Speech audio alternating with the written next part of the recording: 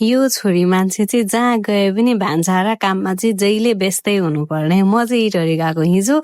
आज बिहानै धान रोप्नको लागि चाहिँ आइपुग्नु पर्ने नै थियो, किनकि मम्मीलाई सन्चो थिएन। त्यही पनि म आइपुगे। आएर यस्तो 10 बजिसकेको थियो। म कुद्दै कुद्दै गएँ साथीहरू खेतमा जाँदा त लगभग 2-4 वटा गरा त रोपिसक्नु भएको रहेछ धान। मलाई लाग्यो अब सबैले मलाई गाली गर्नुहुन्छ होला भनेर। त्यसमाथि पनि आज मेरो मामालीको धान रोप्ने भएकोले चाहिँ पक्कै पनि भान्जीलाई गराउनुहुन्न भन्ने चाहिँ विश्वास पनि थियो मलाई। अनि फेरि गएको मोबाइल भिडियो बनाउन तेर्साइहाल्यो। अनि सबैजनाले फेरि आउनु पाएको छैन मोबाइल भन्नुभयो। होइन क्या भिडियो बनाउँछु, किनकि मेरो साथीहरूलाई त मैले भिडियो देखाउनु छ नि त भनेर चाहिँ म भिडियो बनाउन लागेँ। अनि गाउँघरमा त त्यही त हो नि साथीहरू, गोरुले जोत्नुपर्छ।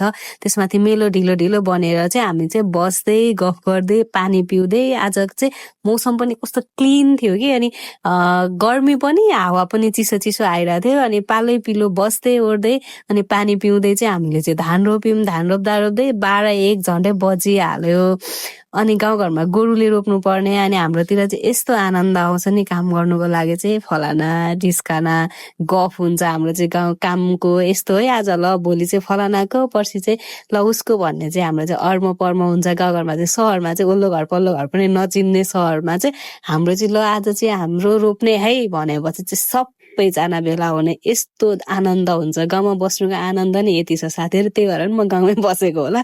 भन्दा भन्दै धान रोपिसक्यो। अनि गएको त त्यहाँनिर धारामा पानी यत्रो आइरहेको रहेछ।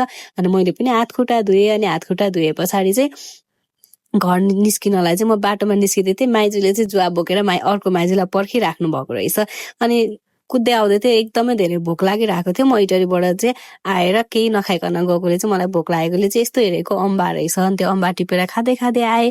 अनि फेरि घरमा आएर चाहिँ दिनभरि घरको काम सकेर फेरि लागेँ म मकै भाँच्न। बारीको मकै भाँच्ने बेला फेरि भइसकेको छ क्या साथीहरू। मौसम आजको यति राम्रो थियो कि मलाई भिडियो बनाउनै मात्र मन लागिरहेको थियो क्या। अनि हामी दिदीभाइ भएर चाहिँ मकै भाँच्यौँ। एउटा जग्गाको चाहिँ मकै भाँचिसक्यौँ आज हामीले। अनि अर्को जग्गाको त बाँकी नै छ। मकै फेरि यति ठुलो ठुलो फलाएको छ। अनि मेरो हाइट र मकैको हाइट सेम छ क्या साथीहरू। यसरी नै आजको चाहिँ मेरो दिन चाहिँ बित्यो साथीहरू। तपाईँहरूको चाहिँ कसरी बित्यो होला म्यासेज गर्न चाहिँ नछोड्नु होला है त। Thank you so much for watching my video.